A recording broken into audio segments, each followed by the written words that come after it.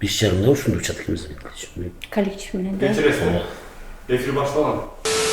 Ороз болду да, ороз. Сакалдар эле карабайсың. Келинчеңиз мүнөзү өтө токтоо. Аял кишиден акча сурабаган жан. Кимдин ролун ойноп жатасыз? Апыртып кошо берчүм да. Кудаларга бериле турган кийитти кийип кетипсиз да. Балам менен теңдемелерден бери сөгүп сагып жазса. Режиссер эмне айткысы келди деп ойлойсуз? Барбайм, семьямды чакыртып алайын. Эки парын тең бе? Сен да канса, сен ада канса дейт. Өтүгүн бекитип коюп кайра таппай калып, Бирөө арнаган сүйүм үчүн соттосо, жашоодо кандай адам?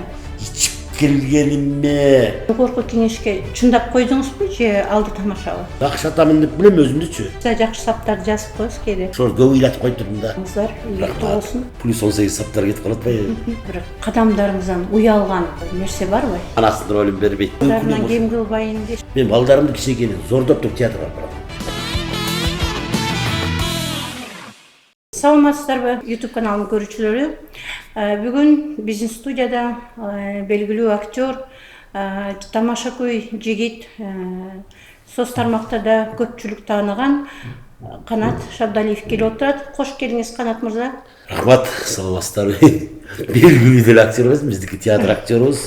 Биз үчүн белгилүүсүз. Белгилүү болгондо ошо өзүбүздүн театрдын. Канат мырза Уфага учуп жатыптыр. Ал жакта дагы спектакль коюшат экен. Анан биз ошол убакыттан пайдаланып кармап калдык. Кандай пландар менен дагы Уфадан башка кайсы шаарларга барасыңар? Биринчиден учурашып кайын, арыбаңыздар деп жалпы кыргыз эли менен учурашып калдык. Сиздердин YouTube каналга чакырганыңыздарга рахмат. Ушундай шашылыш келип калдык сиздердин эфирге. Биз эми мен өзүм тааныбагандарга тааныштырсам, Касымалы Жантешев атындагы Ысык-Көл областык музыкалык драма театрында иштегениме уже 25 жыл болуптур. Анан театр менен Уфа шаарында өтө турган түрк тилдүүлөрүнүн эл аралык фестивалине баратабыз. 13 мамлекет катышат экен. Чыңгыз Айтматовдун Аккеме өсү боюнча кыял кеч деген спектакль менен Аккеменин негизинде жазылган. Режиссеру ким ал спектакль? Режиссеру Улан Мырза Карпбаев деген азыр акыркы жылдары күчтүү режиссер болуп келет. Өткөндө Казакстанга койгон Боронду Бекет Айтматовдун. Ошонусу да Казакстанда азыр алдыңкы орунда жүрөт. Андай бизге күн кармаган баланы саарга чуулган жатат да. Резонанс чыгат ошо күн кармаган бала. Анан ошо Аккеменин ошол жигит келип койгон. Ошону менен Сиз кимдин ролун ойноп жатасыз ошондо Аккемеде? Аккемеде Эгер сыр болбосо. Ороз болду да, ороз. Сакалдар эле карабайсың. Ошо. Нургазымды койбойм баланын. Ороз болдун ролу. Ошону менен даярданып. Кудай буйрса ошо Кыргызстандын желегин желбиретип келелик. Атайын ошончо жерге бараткандан кийин деп Уфа шаарына баратабыз 22 майда. Негизи бул фестиваль 16 майда башталды, 23-үнө чейин. Акыркысы ошо биз ойнойт экенбиз, 22 майда ойнойбуз, 23 жабылыш. Андан ары анан ушунча болгондон кийин эми көпчүлүктүн бүйүрүн кызыткан күн кармаган бала спектаклин Султан Раевдин поездунда таандык. Москва шаарындагы кыргыз мекендештерге коюп келели деп гастролдук иш сапар менен дагы. Андан ары поезд менен кетет экенбиз.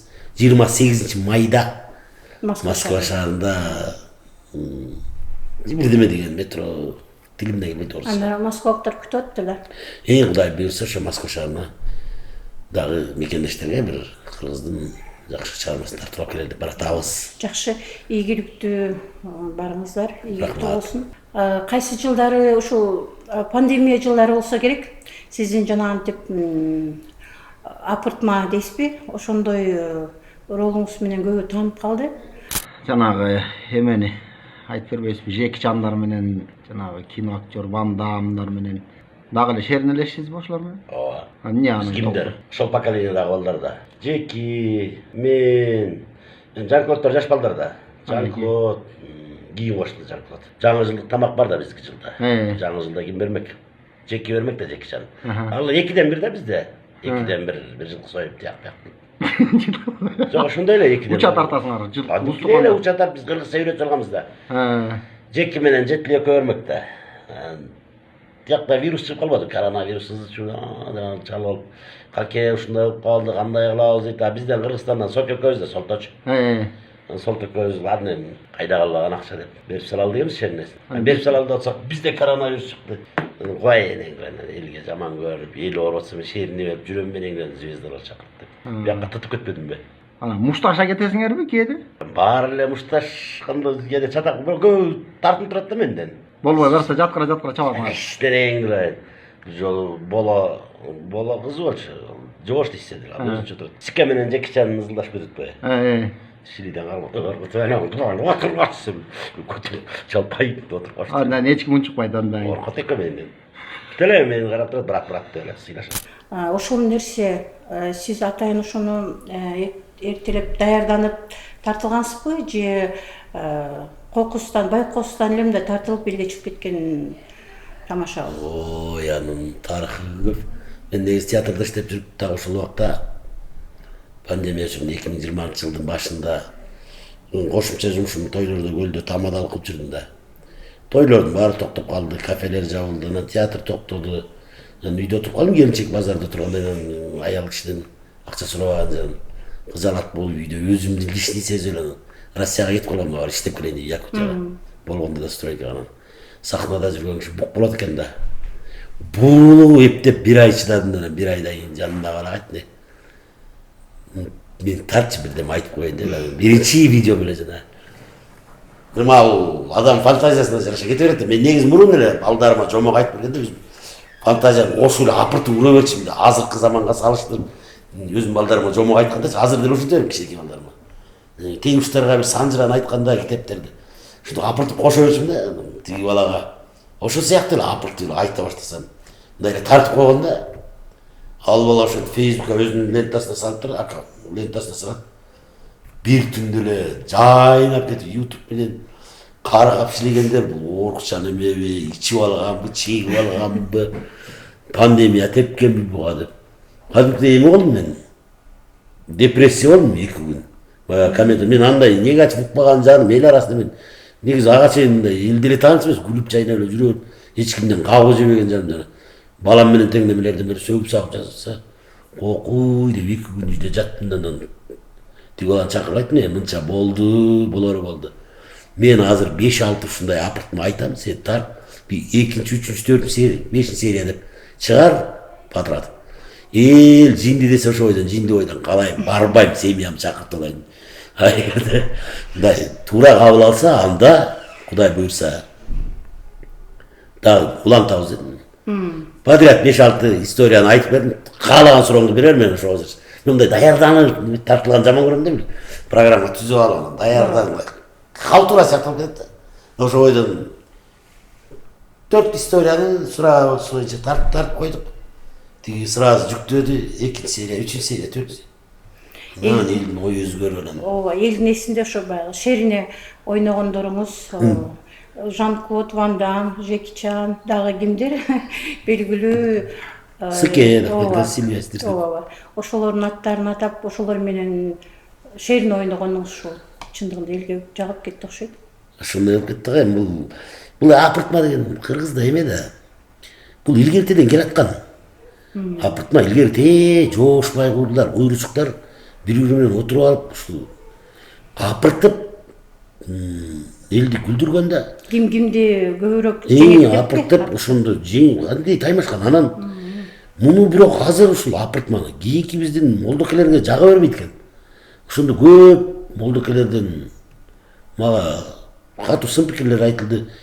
Калп айтып болсо да элди күлдүргөн бул күнөөгө батат депчи. Эми аны ким күнөөгө батат, ким күнөөсү бар, ким күнөөсү бир Кудай билет да. Ооба. Аны бирок көпчүлүк сатира катары эле кабыл алды. Тамаша катары кабыл алды. Чересчур берилген аябай башот менен кирип алгандар. Каргап иштегенге чейин, коркутууга чейин барды. Бирок эми элдин кабыл алуусуна жашан ар кимдин оюн да сыйлай бериш керек да.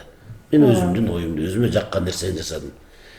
Казактын акыны Абай айткандай, мен сиздерге айттым, жакканын алып кала, жакпаганын өзүм менен кошо ала кетем дегендей эле.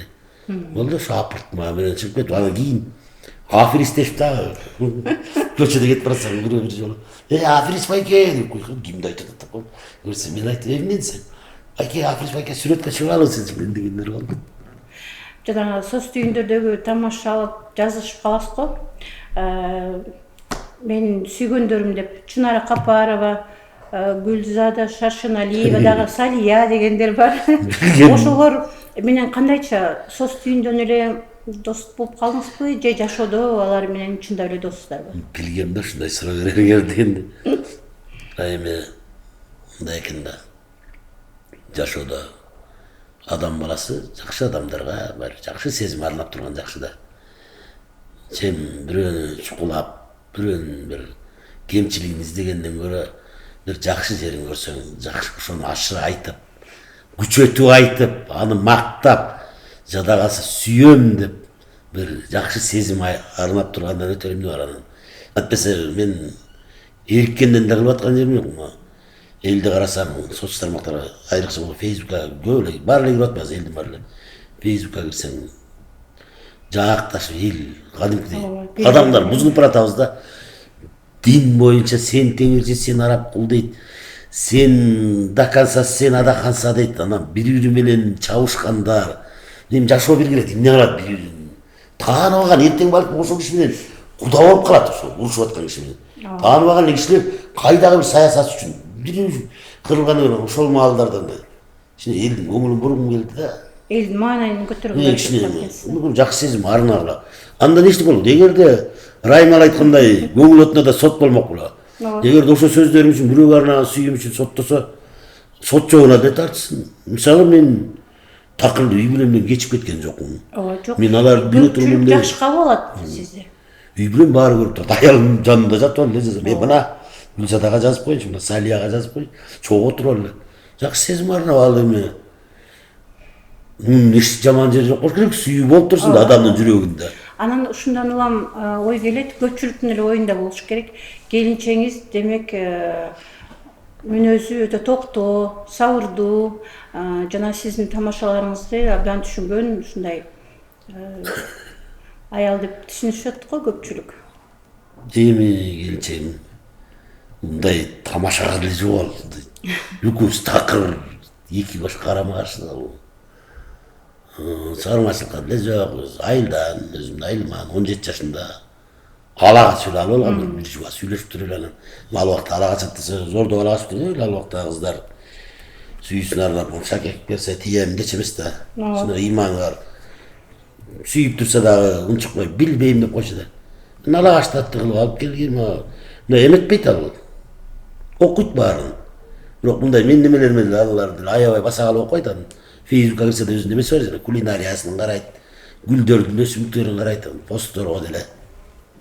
Тамашага да, саясатына да. Иши жок да, ал келинчегиме эң башкысы мен курсагым ток, жакам таза, бут кийим таза болсо анан балдары оорубай жүрсө, ага эң биринчи плюс ошол да. Эненин, жакшы милдети ошол да. Только үй бүлө, үйдө тынч болсун, тамак ашты даярдайт, кийимин даярдайт, анан балдарынын ден соолугу. Канат басио деп каласыз. Ушу басио деген эмнени түшүндүрөт? Эми басио деген япон акыны бар эмеспи, Мацуо басио деген. Мен койгон эмесмин, назым бар го, курсташ менде бар. Ушул кыз жазсам эле баягы сүйүрлөр кыздарга. Мен акын эмесмин да, жазсам эле 3 сап жазгандан эле 4-сапты сабын таппай калам ошол ойдон. Же 2 сап жазып токтоп калам. Катагам, байлды кетирип берчи ойдон. Маанилүү деп 4-сап окшошпойт деп. Кетирип койсом, басио деп баштадым. Басио, камнан үстүн кезде ким эле да, энди Google'дан карап. Мацуо басио деп анан китеп издеп жүрүп китебин таап алып, берекпей кылды бирөөлөр. Сураштырып. Жүрсөм анан ошол китебинден окусам. Япондун акылы туруп, уйкашпаган саптардын акылы деп, бирок философ экен, саптар уйкашпайт, 3 саптан ашпайт да. Жамгыр төгүп жатат. Карасаң, учуп жүрөт көпөлөк. Бул да болсо айлык иш кетерек деп бүттү. Түшүнбөйсүң. Өзүнүн стили уйкашпаган ырлардын гении да. Ошондой басио стили жагып. Сиз да жакшы саптарды жазып коесуз кээде. Ой, меники плюс 18 саптар кетип калат атпайбы? Бул реликт жер семирткичи өсүмдүктү жана жердин нымдуулугун сактайт, ар кандай оорулардан, стресстен сактайт жана үшүктөн сактайт. Жашыл китептин ээси Хорватияда өткөн конкурста алтын медаль уткан. Эң негизгиси таза, накта 100% органикалык жер семирткич. Түшүмдүүлүктү бир канча эсеге жогорулатат. Эгер сурооңуздар болсо, биздин төмөндөгү телефондорго кайрылыңыздар. Бардык суроолорго ошол жактан жооп аласыздар.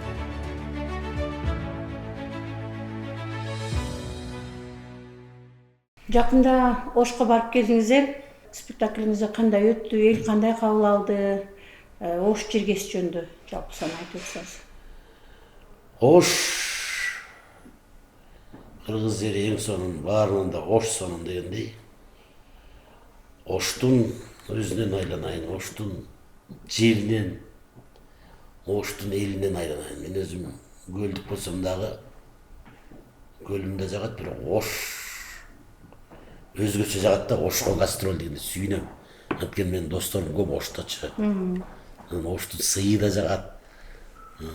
Ошто шил кыскасы баары жакшы. Бул кармаган спектакль менен баратканда кеңештик. Тиги баланын болду эми. Анчалык чечиндирбей эле. Анткени Ошто көбүнчөсү ыйманга көп басым койгон. Ошондой кылып эле эч ким менен ойноттук. Ал негизи режиссер Улам Мырза Карипбаевдин өзүнүн ою көз карашы боюнча баланы болбой эле чечиндирип салган. Бакудан чечиндирген жокпуз, Кыргызстанда эмесин көргөзбөй эле деп.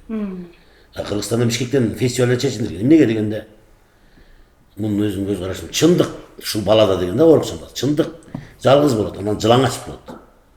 Жаман көргөндөр жаман көрсүн. Бирок спектакльда эч ким айыркан эмес. 8 секунддук немени көрүп алып ызылды ачпай келе. Спектакль толук көргөн адам сиз көрдүңүз беле билбейм. Ал толук көргөн адам ошол бала жылаң ачып болгон жерден гүлмөктүгүл ошол жерде шолоктоп ыйлашат. Оорукса баланы жылаң ачып чечиндирип жумтуп атканда. Эми бар да кээ бир үйдө ошондой балдар 30га чыкса да энеси киринткенчи.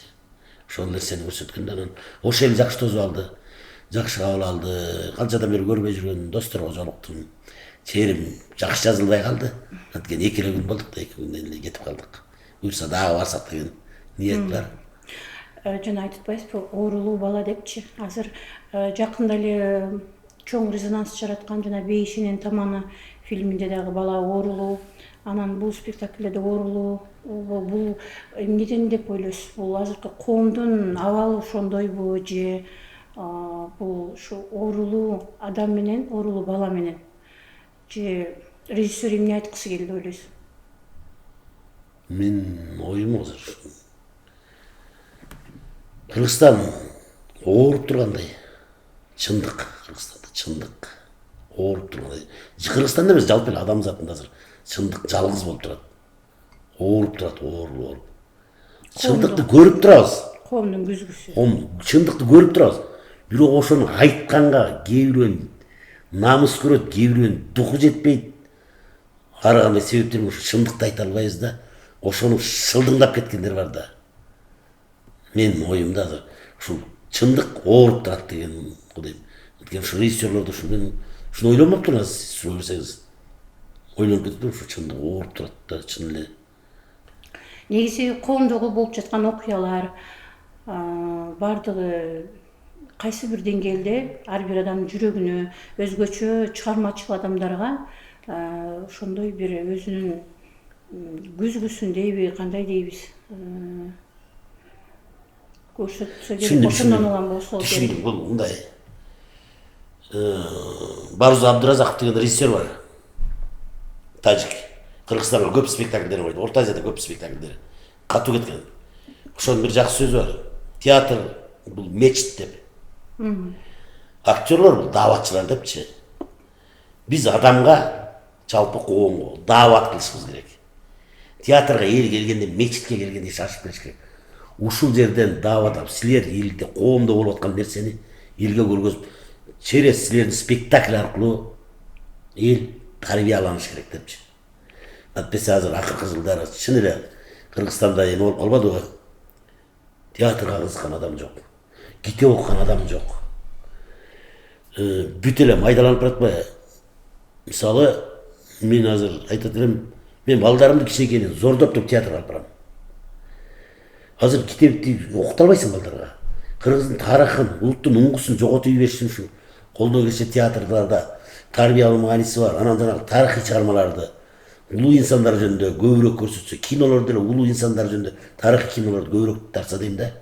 Анткени азыр эч ким окубайт, бирок ошо бир спектакльди, мисалы Айтматовдун бир чыгармасын койсоң, 100 bala varsa ошонун ичинен 3 бала эле кабыл алып Айтматов жөнүндө билип калса Айтматовду алам. Ошол бизге пайда да. Манас жөнүндө Айкөл Манасты спектаклин койсоң, ошончо баланын ичинен 5 бала кабыл алып Манас жөнүндө билип калса,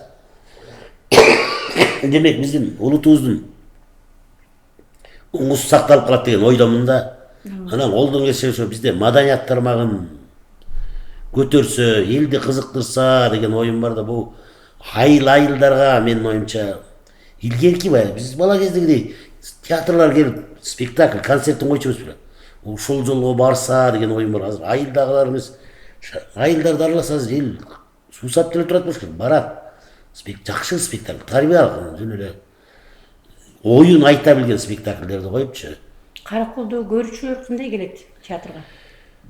Караколду деле эми азыр аябай укмуш деп айта албайм.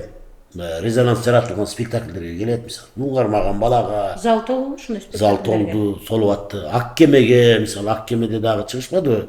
Анда дагы аты чыкпадыбы? Эмнеге кыргыздын аялдары, кыргыздар бөтөлкө менен арак ичкен эмес, ороз кулуш иткен эмес деп. Эмнеге ичкен эмес? Баарыбыз эле көрүп турабыз, тарыхта. Өлгөндөн, жаназадан арак коюлчу эмес беле? Сөөк чыгар экте. Советтер союз деп, союз үчүн атеизм болуп кетпеди беле? Мынакей деп. Ар бир табакка 2 бөтөлкө арак коюп калбады эле? Ошолорду ушундай резонанс жараткан спектакльдерге барып калат. Караколдон. Бирок эми дагы эле ушунда кыйнап, баягы солдаттарды алып келмей, студенттерди, анан детский бир нерселерди коюп калсак балдар үчүн, мектептин окуучуларын кыйнап алып келесиң. Анда дагы ата энелердин кээ бирөө түшүнөт, кээ бирөө түшүнбөгөндөр айтат. Балдарыбыздан акча алып театрга алып барып атышат. Ошо концерт эми керектүү нерсе болсо, балдар китеп окуса, ошол жок дегенде ошол жерден пайдаланган жакшы. Биз жаман жакка алып барбай элек да балдарды. Жаман жакка чакырбай элек. Көрсүн, Айтматов жөнүндө көрсүн, Раевдин чыгармаларын көрсүн, Жалил Садыковдун, эмне деген биздин Бексултан Жакиевдин чыгармалары коюлат. Касымалы Жантөшевдин өзүнүн, ошолорду көрсүн, балдарды тарбияласын, кыргыздын тарыхын көрсүн. Манас ата жөнүндө, Курманбек жөнүндө, Эртабылды, Эртөштүк, андан бери карай Касым мамлекет түптөгөн инсандарыбыз, Тыныстанов, Жусуп Абдырахманов, ошолорду эмнеге көрсөтүүгө болбойт? Ошолорду балдарына көргөзүп коюш үчүн эмне бир болбогон бир 50 сомдон жашат. Мисалы, балдарга 50 сомдон эле да. Мен оюмда эми ар кимдин өзү көбүрөөк баласынын келечегин эле жакшы деп ойлойм ошо. Албетте. Негизи театр, чыгармачылык, бул деген маданият, элдин маданиятын көтөргөнгө, элдин жашоодогу оюн өзгөрткөнгө бул эң сонун нерсе эмес. Жакшы жагына бурса. Жакшы жагына бурса, албетте. Биз азыр кыргыз байкуш аябай эмоцияга алдырбайт бакыйт, берилип кыргыз эме болуп баратпайбы? Өзүңүздүн ойнолбой калган ролуңуз, кыялыңыздагы? Ойнолбой калган ролум, өмүрү ойногос ролум бар. Гамлетти ойнобойм өмүрү, кыялымда болгон бирок. Ромео ойнобойм мен. Чыгып геройлорду ойнобойм деп өмүрүмдө, анткени могу кебетте не позволяет. Типаж туура келбейт деп. Менин типа эме туура келбейт да. Билем да мен башында эле студент кезде айтчумун, мага бар Манастын ролун бербейт, мага Семетейди бербейт, мага Гамлетти бербейт, мага дагы ушундай Олжобайды бербейт. Мага берсеңер Бозоконокун берет. Бишкек берет. Бишкек драма театрында сизге сунуш болбоду беле? Жок, Бишкек театрын биз окууну бүтүп келгенден эле 99-жылы Алматы шаарынан Жүргенов атындагы театралдык окуу жайын бүтүп келдик. Анан биринчи жолу ошо биз бүтүп келгенде Бишкектен бизден Аска Сулаймановду сразу алып калды. Анткени келгенде биздин агай талгат эме көз ачыктай эле айткан, келип эле баарыбызды тизип коюп диплом спектакль. Кыргыздарым, бауырларым, мен сендерге 15 бала алып кеткем, түгөл алып келатам. Кыргыздын Сүймөн кулун кайра тирилтип келдим деп бергенсиз деп Аскатты алып келип. Оорекине Сулайман. Кыргыздын Сүймөн кулун кабыл алгыла деп койгон. Ошондон Аскатчанын диплом спектакль бар, главный ролдорду алышат. Таланттуу адам, оюнга алыш керек. Анан кожо эле массовкада жүрүп келдим да. Анан Аскатты кыргыз драма алып калды, калганыбыз баарыбыз Караколго бардык, көлгө. Мен өзүм көлдүк болгондо чыккым да келе жок ошол убакта. Мурат Мамедов келіп айтты. Анда тұңғыш болып тұрғанда, сен бізге кел іште тұңғыш театрына деп. Ойламайын байқасам, кел сен бізге іштешін деп тұрған. Қарасам, алар только концерт менен. Мен қудылықын оқыдым біле. Атайын актерлықын оқыған, театр үшін болғанда енді. Әрғай шылтолар мен баламын жоқ деп кес айта алған жоқпын. Мурат байкеге де рахмат, бірақ айтты кино менен кетесің. Бішкекке борборды іште депші. Жоқ байке, о театрға келдім де, ал уақытта бір менде емі бар болшы. Ұры патриотмын, чынлы патриотмын. Елдің бары борборға кетсе көлдігін көтереді депші. Жоқ деген өз жеріме, өз айныма 4 метрлік жерге іштеп қояйын, кейін өліп қалсам да кенен жатқанға местный сыртта жүріп аз ойлысым. Балким тура емес қылғанмын, же тура қылдым деп сұрау келе береді. Білмеймін. Бар бұйрықтан ақшайды. Көлді қалдым шыққан жоқ нешікі, көл театрында. Негізі актерлық бұл бала кезіңізден қиял біле, же кейін қоқысынан еле актер болып кеттіңіз бе? Мен бала кезіммен кішінекейімнен ес тартқан болған кинолар тура беле актер боламын дешім анан, бірақ оны ал оққа өтем, өтпейм, ал қайда түшінік жоқ болшы. Мектепті өткенден енем алып барып тұрып Қарақолға университетке Тыныстаныққа. Менің ордымды бүрік балам басып қалсын деп филология факультетіне оқып салды. Bir жыл мойнынан байланып деп жүріп, жарым жыл оқығаннан кейін ал оқуын деле таштап салдым. Құдай тағалам жардамы болды, бірақ ең башқысы мен эфириңерден пайдаланып айта кетейін, марқұм Чолпонбек Базарбаевтың еңбегі зор да бұл жерде. Марқұм Чолпонбек Базарбаев ошол уақытта біздің ағайымыз Талғат Теменов Қазақстанда Жүргеновтің академияның директоры болып тұрғанда Чолпонбек Базарбаев сөйлесіп тұрды. Екі қандос болғанда досым мен саға Қырғызстандан емгексі келген ишмерін алып беремін дегенде айтқан екен да Базарбаевшы. Талғат Теменов айтты, мен де саға ошондай Қазақстанды алып берейін дегенде Чолпонбек Базарбаев тұр. Маға ешқандай намының керегі жоқ. Маға Ысыккөл театры ақсап барады. Профессионалдардың бары кетіп қалышқан. Жоқ болып барды. Шу театр жоғалтып болмайды. Маға Ысыккөлден бір 15 бала тарбиялап берші. Ушу Ысыккөл театрын қармап қалған айтты. Профессионал актерлер 15 бала оқытып бере аласың бекер. Ушул жағы маға берген намың ошол болсын депті. Ошол кишинин разы болсын. Ушул суроону берейин деп жаткам, кандайча ошо карап көрсөм көпчүлүгү көлдүк жигиттер экен. Кандайча ушу көлдүк жигиттер чогулуп калдыңар, ошол баарыңар эмне үчүн Алматыда окуп калдыңар? Анан кийин негизи ошол окуу жай башка эч ким окубады окшойт Кыргызстанда. Башка мурун мындай бирден экиден барып окугандар барганбыз. Кубанычбек Адылов деген, Темирбир Назаров экөөбүз ошол жерде окуган. Мурат Мамбетов, Эгемерди Чалабаев, Жипариса Көчөрбаева, көп, Одракаев агайларчы. Ал биздин группаны алып барганда ошол Чолпонбек Базарбаевдин эмгеги ошол кишинин өтүнүчү темен бир ооз сөз отур. Муну Казакстан мамлекети билбей да калдык, чоңдоручу. Бир ооз сөз. Достугубуздун белгиси ушул болсун. Көл театрына бир 15 бала кыз эркек кылып окутуп бир кармап калалы, сактап калалы. Көл театрында уже ал убакта Москвадан өтүп келип көл театрын ачкандар жана биздин байкелерибиз Кыргызбай Осмонов, Темирлан Сманбек, Турусбек Жумалиевдер 83-жылы ачкан. Алардын баары 5 жыл, 6 жыл иштеп туруп эле уже 90-жылдары кетип калышкан. Анан только аз эле калганда жогорку билимдүү актерлор азайып бараткандан ошондо бизди чакырды, окутту Чолпонбек Базарбаев. Ошонун демилгеси менен Теменов окутту да, баарыбызга стипендия берип, казактардан кем кылбай, жатакана берип 4 жыл окутту да, анан бияка өз колдору менен алып тапшырып берди. Ошондон бүт баарыбыз көлгө барганбыз, анан көбү Бишкекке качырышты. Шатемир, Ферлан, калган кээ бир балдар Казакстанга кетти. Режиссер Батырбек Шамбетов кетти, ал Жубайы, Акматов Болот, Канат, көп балдарыбыз кетип калды. Караколдо үчөөбүз эле калдык. 4-өөбүз эле, 3 кыз мен. Тиги 3 кыз деле ошо Караколго турмушка чыккан үчүн эле калдык, алар деле. Үйөсү көлдүк болгон үчүн. Азыркы жаштардан окуп театрга барып иштегендер барбы? Көлгө барыппы? Көлгө барып театрга. Бул мурунку жылы, мурдагы жылы бизге Темирлан байке келип калды. Сманбеков Темирлан байке директор болуп 1 жылда иштеди. Ошол киши атайын ушу Бишкектен сүйлөшүп, балдарды мугалимдерге сүйлөшүп атып 3-4 бала алып барган, анан кетти да, экөө калды. Бирөөсү жанагы күн кармаган баладагы башкы ролду ойногон Ырскелди деген жигит. Экинчиси Нургазынын ролун ойногон Аккемеде Айшола деген кыз. Ушул экөө театрга жаштардан азыр экөө калды. Калганы көлдө өзүбүздө музыкалык окуу жайында бир айтып атты. Актерский курс бар. Актерский курста биздин актер агайларыбыз, агаларыбыз сабак берип өзүбүздүн көлдө чыккан балдарды бүттөп алып калып театрды кармап калалы дейт. Жакшы балдар. Сөзсүз эле аябай тетиги Москвадан, Ташкенттен бүткөндөн эмес да. Өмүр окуган Муратбек Рысқұловтарды ал адам дээринен болот окшойт ошо. Жүрүп баягы көрө көсөм сүйлөй чечем болосуң болуп. Ошол жерде Караколдун эле училищаны бүткөн балдар азыр кадимдей дасыккан актер болуп атат. Керек болсо профессионалдар басып кетет.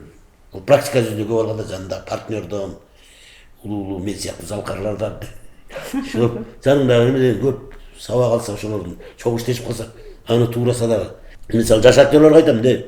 Сен мага гений болбо, сен мага баланча жерди бүткөм, түкүнчө жерди бүткөм деп сен мага кыйын болбо.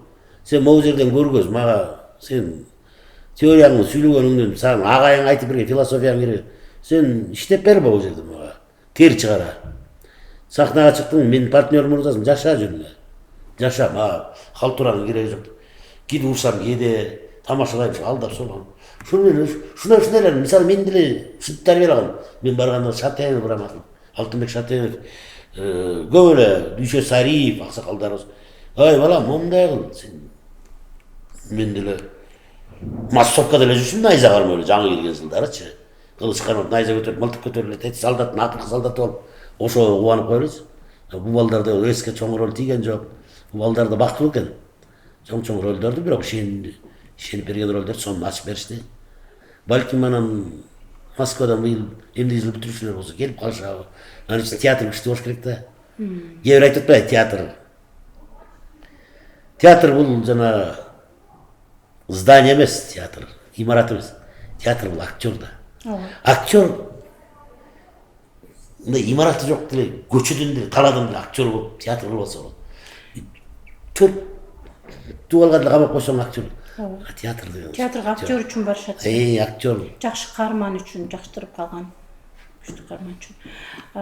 Театр демекчи, театрда кайсы бир жылдары бир айымдын өтүгүн бекитип коюп, кайра таппай калып деген бир тумушабыз бар эле. Шапошка деген. Ал чын болгон, ооба. Чын болгон окуябы же катарда? Жаңы жылдын астында утренник балдарга ошого даярданып мен курсташ келин. Курсташ Алматта чогуккан Айзада Сопуева деген. Айып бирдемени кийин алып кеткен. Так ошонун жапжаңы сапошка алыптыр да. 15 миңге 16 миң мактанып аткан. Көрүп койгом деп. Кеткенде анысын катып салып атпайбы? Эшикке алып чыгып деди, гаражга алып барып автобустун астына катып койсом. Бирөө көрүп калган окшойт. Эки парын теңби? Экөөнү тең эле чогуу эле катып койдум деп, пакетке салып катып койсом. Аны көрүп калып тигиге бериптир. Тиги кыз анан ыз учсап сапошкам жок деп. Bir gün ilattım, 2 gün ilattım. İlaç da şey kaldırıyor. Üçüncü günü var. Çiğli tamaşalap koyalım diye bayağı hazırdan karsam. Sağ başkası çok bayağı orada ben katkan jirdim. Ben özümün. Anda ben bir başım dedim. Kaydalı şorum var. Çındap çoğut olsun. O tölepereyin de atkamda. Akçasını çoğut atsam ona. Bir günü giyip jiret. Ben kayda taptın sen. Senin katkan günüyle tağı algamız şunu bir gayrı. Özüm alıp ketip algam. Şunu yok kadar bulat gene. Siz аны тамашалайын деп өзүңүз тамашалайсыз. Ой, өзүм капкан ачып калдым. Сос түйүндөрдө элди күлдүрүп, көңүлүн көтөрүп жүргөн Канат Шабдалиев жашоодо кандай адам? Жашоодо эле ушундай мен. Жашоодо могу жасалма, серьезный болуп. Кээ бирөөлөр чоңдор менен кезигип калса, кызматкерлер же чоң бир мугалимдер менен бир жерге барса салаваттуу болуп өзүм кармап, саламатсыздарбы деп мен анта албайм. Кандай болсун ушундай эле, салам алейкум деп. Жакындан бери шайлоо жөнүндө сөз болуп жатат.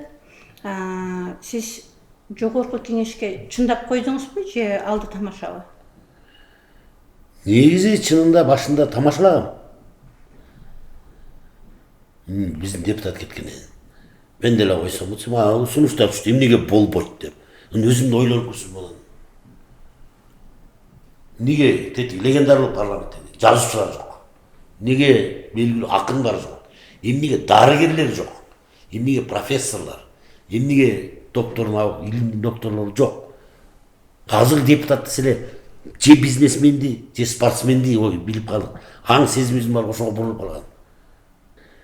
Ойлоп көрсөң, биздин депутатыбыз кетип калыптыр да Скөл районуна. Биздин райондон эмнеге сен койсоң болбойт дейт. Үйдө жатып эмне үчүн эле болбойт. Биз бала кезде союз кезинде СССРде саганчылар депутат болгон. Дарыгерлер, мугалимдер, шахтерлор, интеллигенция болгон. Ар бир өзгесин азыркы заманда элдин аң сезими депутат десе эле бизде депутатка талапкер десе эле спортсмен менен бизнесменди көрүп калдык да. Или спортсмен болуш керек, или бизнесмен болуш керек. Ошолор маселе чечет деп калдык да. Мен баян жазбадым. Эмнеге алардын мээси жеткен нерсеге маданият адам мээси жетпей, ага мугалимдин мээси жетпей, же врачтын мээси жетпей, же журналисттин мээси жетпей. Анан элдер ушундай азыр акчалуу адамды, же күчү бар адамдын кулу болуп калдык. Ошол сезимдер, аң сезим ошого болуп калганда, мен коем деп жазсам уже шылдыңдап чыгышты. Шылдыңдашты бар эле, сен театрыңда артист болуп жүрөчү, ошо өзүндө болбой. Силер кызык суроо, мен эмне мыйзам болгондо мен жок дегенде оюмду толуктап айтканга жарармын деп. Оюмду толуктап эркин сүйлөшө алармын. Ушунда Ысык көл шаардык кеңешине Жок, Ысык жогорку кеңешке. жогорку Сиздин жогорку кеңештеги 36-округтан Максат Сарбагышев деген жакшы депутатыбыз бар, ол жакшынакай эле иштеп аткан.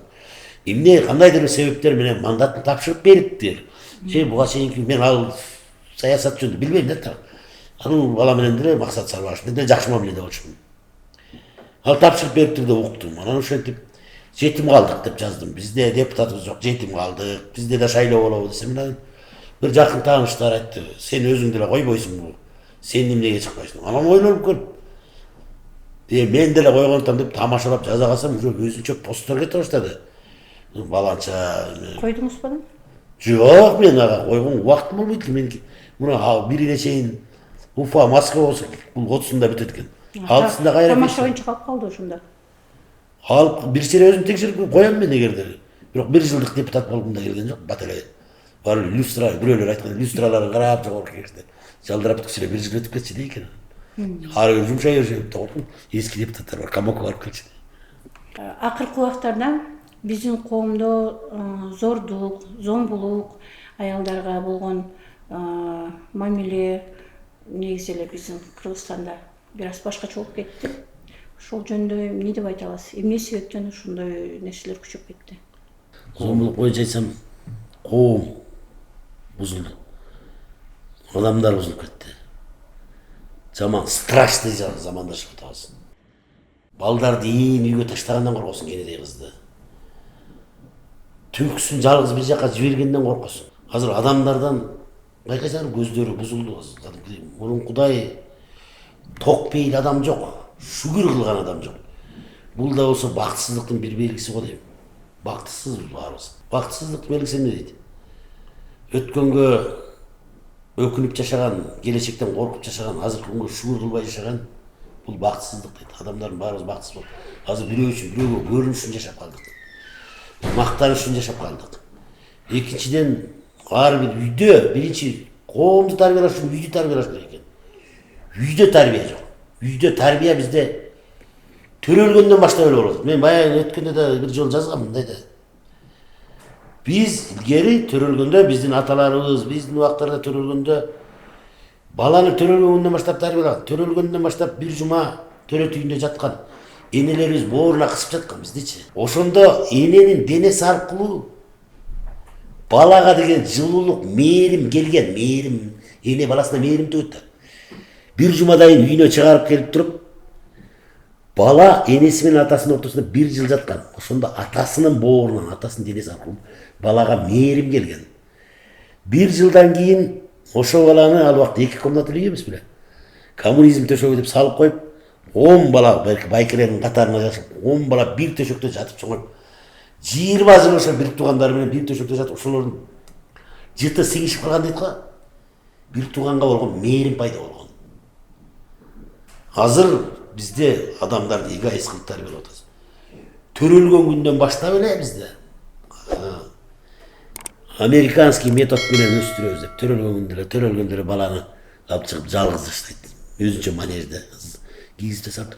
3 күндөн кийин роддомдон чыгарат төрөтүйүнөн. Үйгө келгенде ошол жалгыз бир манежде жатат. Энесинде, атасында жылуулугун албайт. Эмизген деле бир. Азыр эмизбей дагы не стаген дегендер менде. Искусственный менен. 2 жашка чейин өзүнчө манежде жатат да 2 жаштан кийин ошо баланы азыр ар бирибизде 3 этаждан үйлөр бар. Ар бир баланын өзүнчө бөлмөсү. Bir bölmede жалгыз жатат ошо бала 20 жашка чейинчи. Жалгыз бала, жалгыз ойун эмнелер гана келбейт, эмне кылып атканын эч ким билбейт түнү менен. 20га чыгып 25ке чыкканда ошо бала биринчи жолу аял алат. Өмүрүндө биринчи жолу бир киши менен жакын жатып ошол кишинин гана жылуулугун алат.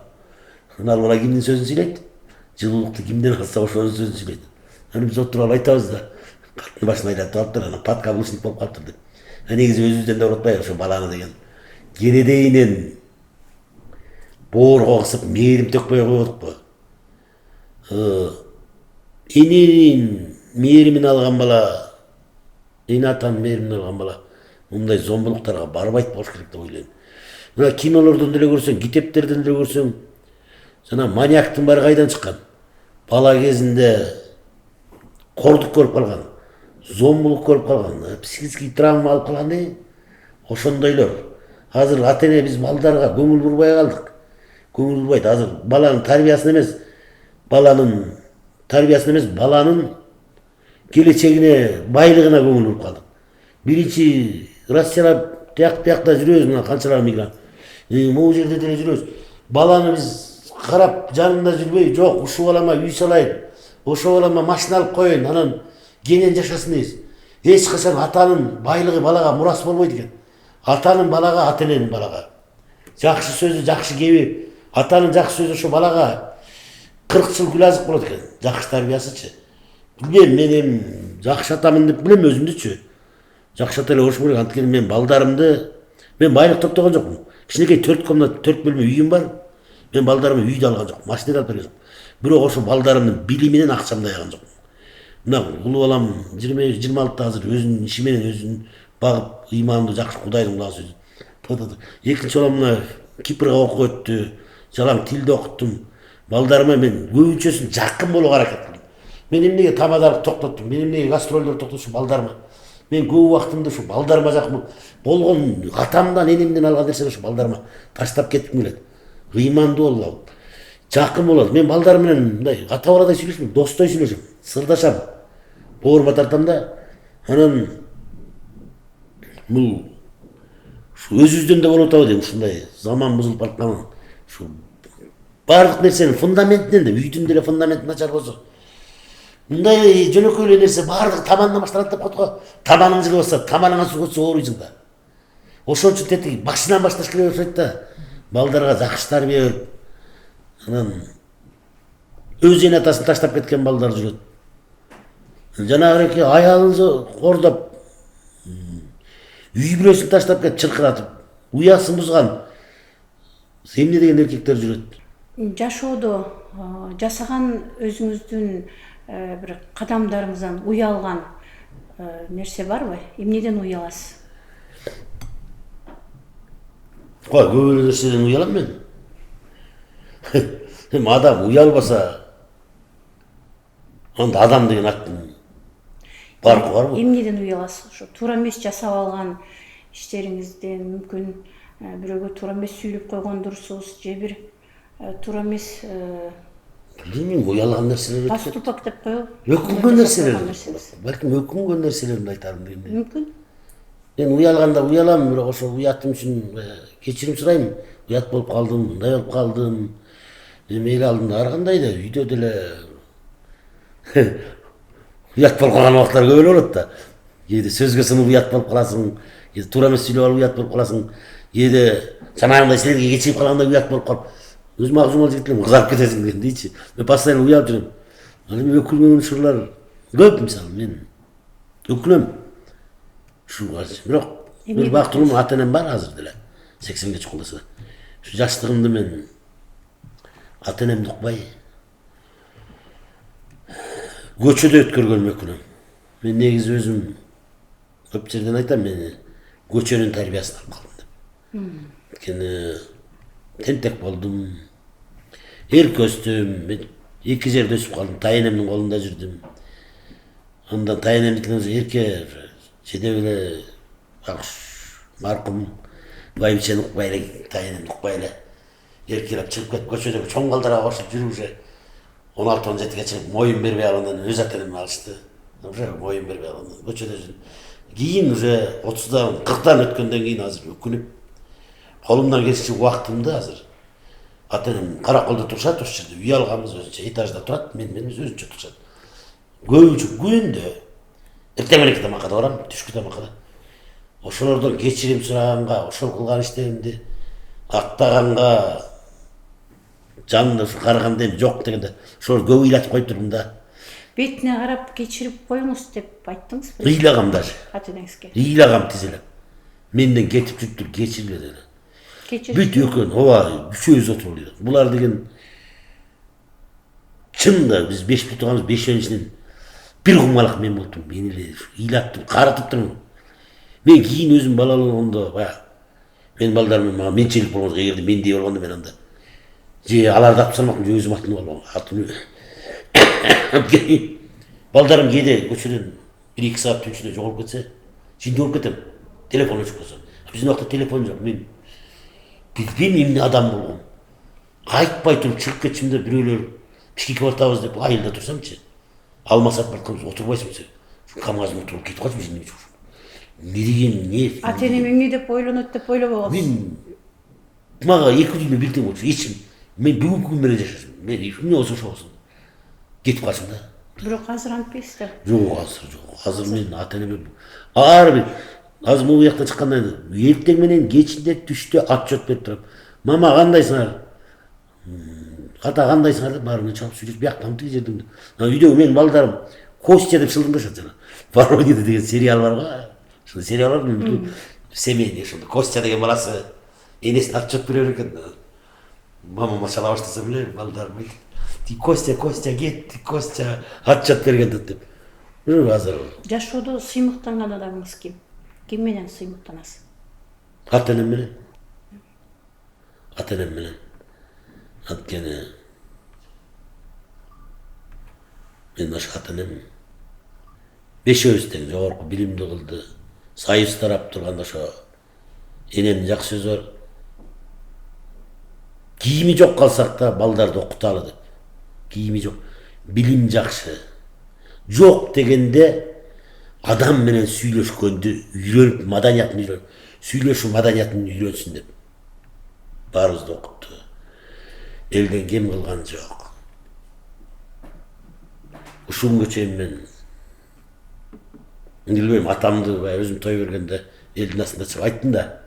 Жакшы эркек, жакшы эркек 10 жыл бою бир көйнөктү жыртпай кийет дагы 1 жылда 10 баласына 10 сыйла кийим алып берген эркекти жакшы эркек дейм депчи. Бул менин атам деп. Атам деле жакшы тыңгылыктуу кийингенин көргөн жокмун. Азыр ойлоп көрсөм мен анын жанында жүргөндө кээде Алматыга барып жүрдү, шаарда жүргөндө мага барып калса, жаштыгым экен уялчымын, эмне деген кийиниш, бу кандай депчи. Көрсө байкуш киши бизди багам, бизди кийинтем деп, бизди министрдин баласындай алып кийинтип, мондай чык четип кийинткенин өзүн эчтик албаптыр да. Элдин балдарынан кем кылбайын дешкен. Элдин балдарынан өйдө кылайын деди да. Өйдө турсун, менин балам өйдө кийинип турсун, зыңкыйып башын жерге салбасын деп турду. Азыр ошол кийитерин өкүнөм да ошондо жаман көрүп, өзүнчө басып кеткендерим үчүнчү. Азыр колумдан келсе, эмне келсе да кымбатты мен өзүм кийбейм азыр ата-энеме. Балдарыма айтып, жаман көрбөгүлө. Мен өкүнүп калгам, мен ата-энеме карызмын деп. Ошолорго бергенге шашам да. Ошолор менен сыймыктанам ошондо. Ошолордой эле, ошо атамдай эле киши болсом жаман болбойм да. Кудай шүгүр, сонун карап келатат. Айыл эл баары эле. Ушка жакшы карап келатат, орду менен депчи. Бирок өзүмдө даярданыш керек болуп калды карылыккачы. Мен казактын макалы бар го. 40тан кийин карыялыкка даярданбасаң, калжаңдаган чал бойдон өтүп кетесиң. Чал менен карыя деген сөздүн эки мааниси бар да. Чал, көптүн бири, карыя. Атам ошо жакшы карыя болуп кетти. Мен деле даярданам го мен. Экран аркылуу жубайыңызга, келинчеңизге эмне деген жакшы сөздөрүңүздү айта алат элеңиз? Эл алдында, экран алдында. Ha yine uydu oldu. Men gelişe jön jür balдар jakşı arada aytım başka. Men anlayın. Geleceğimde. Romantik emessiz mi? Ya romantik mi yok? Bizim kança da çoğun ata terbiyasın. Ata terbiyasını görün adamlar. Bunday. Dizele yakal. Şakek verip. El gözünce gül, 100.000 roza verip. Antkinge sal madaniyat bizge giyin geldi de. Biz bayağı Nukura Kırgız'ın terbiyası beni ösüp kırgandayın. Erkeleten bir o özünce. Var bol baldarım nenesi de aytam. Sene gözüm baldar. Daha ne diyeyim? Şu baldarım şimdi. Şu baldarım giyin başka bir önü kantip ata deydi. Ne olursa men ketip kalsam kantip başka bir önü deydi. Şu ikimiz iki жаққа gitsek baldarım kantip jaldırap kalat dep şu baldardı kıybay 27 yıldan beri menin үйгө токтobой койгонума арыйымга сүйүмдү арнаганымма ичип келгениме качып кеткениме лапшаны илип кеткениме бүт баарына чыдап 27 жылдан бери чыдап келаткан ошол аялым бар болуп эми кээде тенте кылсам аны да көтөрө жүр деп айтам башка эмне дейм башка эркелете албайм мен Жакшы. Аялга негизи жакшы сөз арнаган бул жакшы. үйдөн деле айтам жакшы жана айтып атпайм мен ата энеме өкүлөм ата энемди капа кылганга депчи моюнга алыш керек азыр такыр лазым мен зымга тизгендей өстүм мен бир грамм урттаган жокмун мен бир жаман ишке барган жокмун мен бир сол жакка баскан жокмун десем биринчиден кудай карап турат экинчиден мени таанаган эле да бетиң менен сенин дейт да кайсы бетиң менен ушундай айтып атасың деп мен калп айта албайм да болгон бир жолу жашмын да мен эң биринчи үйлөнүп алгам үйдөн 20 жашымда үйлөнгөм менден кийин 3 жылдан кийин агам үйлөндү да ошо 23 жашымда болуш керек токтол эле кезим болчу кара колдон жашайм анан негедир бир ичкенде чатагым бар болчу заманарымда кыйын болуп анан үйдөгүлөр конок чакырса мени кошчу эмес ата энем өздөрү белки 4 баласы сонун өссө анан бир тентеги мен болсом мени көргөзчү эмес да андай анан үйгө конок чакырса да мени чакырбай мен жокто мага билгизбей чакырышат бир күнү эле келинчегим зулду эле айылга кетип баратат кайда айылга жумуштар чыгып калды эле 4-4 күн кете бердик 5-нчи күнү жаттым кечинде жатып ойлонуп калдым мен могу жөн кеткен жокчу да